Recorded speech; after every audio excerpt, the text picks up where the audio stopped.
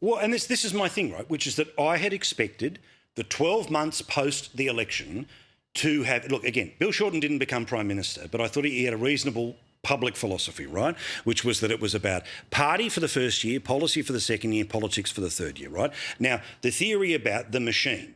Now, one of the things that Simon Crean, way back when, remember, never a chance of being Prime Minister, but his big act as leader was to get the way the Labor Party worked to 50-50. So it wasn't majority union, it was equal say. There are things that to some degree leaders can do, but more importantly, there are the people behind the scenes who seriously need to work out not just why did we drop the ball because we said this and we did the work from home thing and yes, they called us mean and all the rest of it, but what was the stuff that, candidates like yourself at the election, Daniel, how were they left just swinging in the wind? I mean, Scott Jung was here a couple of nights ago and we're trying to introduce new faces, right? Because there are plenty of people who want to get involved. It's not just the same old faces. It is new people. It is new blood, people like Daniel who want to get involved. But the reality was he too was sitting in this scenario of, you've got to react to the day's news all the time when you go and knock on someone's door, as opposed to a whole bunch of other things that should be the other arrows in the quiver to be able to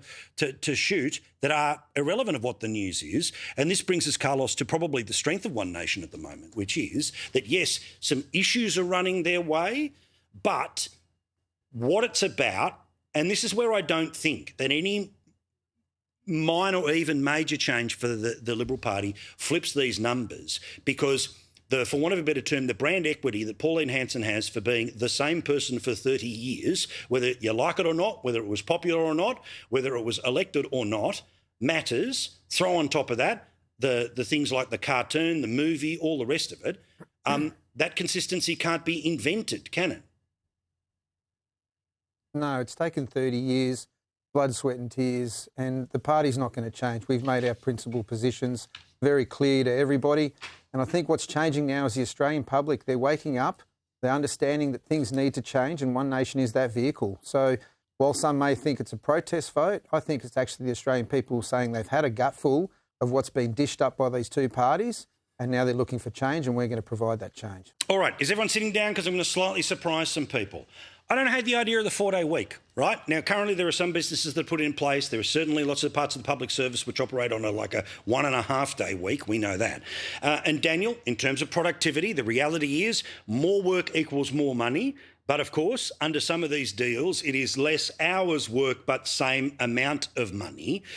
I also think that one of the reasons why unions are pushing this is because if they can get 3 days that are declared to be the weekend, well, then that's an extra day of penalty rates, which again is all difficult for the employer.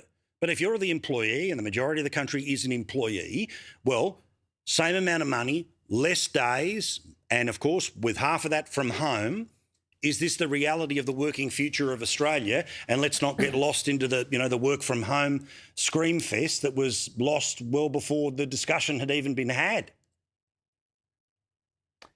Yeah, look, it could be, Paul. The point about the unions is a really interesting one. I think you're bang on about the penalty rate side of it.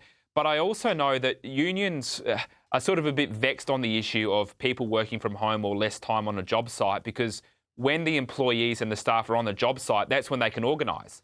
And that's how they rally the staff around and get them to meetings and so forth. So they are actually vexed on this because the unions know that particularly your typical office employee, they'll take a 4-day week, no worries, if they're getting paid the same, obviously. Wouldn't we all? And they'll take the work from home if they can. So the unions have to push for it. But behind the scenes, they're going, well, geez, if everyone's sitting in front of their computer at home in their pyjamas and their Ugg boots, how are we going to organise them together on a job site and turn the heat up on the bosses on the job site? So this is actually a really interesting challenge that the unions face.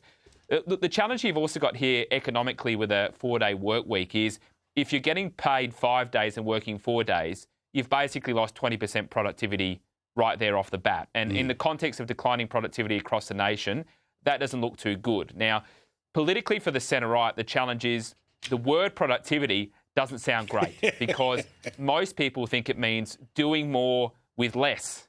and no one wants to have their boss come to them and say, hey, mate, you're going to have to be more productive next week, right? Because everyone knows what that means. So we are in a bit of an economic stalemate, but I reckon look out for how the unions respond to this, because like I say, they have to push for it because their staff want it, but it's not all upside for the unions on this one. Carlos, I think you're in the construction game, or have been over the years. A 4-day week, wouldn't that be magnificent to make all the projects go that little bit longer, but it all costs exactly the same money?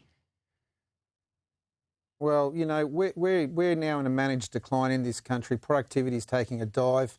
We can't build enough houses. So a 4-day week in the construction industry, especially in residential, is just an absolute disaster. I think it will lead to a lot of incidences on site and unsafe work practices. I think it's about time every Australian put their shoulder to the grind and actually, you know, turn this country around. And it doesn't surprise me the unions want these sort of things, because they don't actually do any work. So, you know, as a small business employer, a 4-day week would kill business. So I won't be supporting anything like this. Good stuff. What a proposition, right? Get out there, get off your ass, work harder and lift the country. This is part of the sales pitch. I like it. I like it a lot. Now, Carlos, I also want to ask you about South Australia, lead up to an election here. And as always, Labor governments love being able to shove in a whole bunch of taxpayer-funded stuff before officially they start to move towards their caretaker period.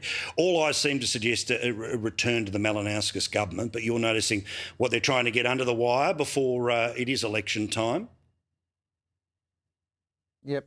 Look, I think the issue is the people are waking up to the fact that they do nothing for 4 years and they come out with all the candy in the lead up to the election. People are seeing through that.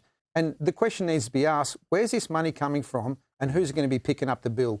Because, you know, I've got a daughter who's 17 years old. I don't want to leave her with a massive debt, and I don't want to leave my grandchildren with a massive debt.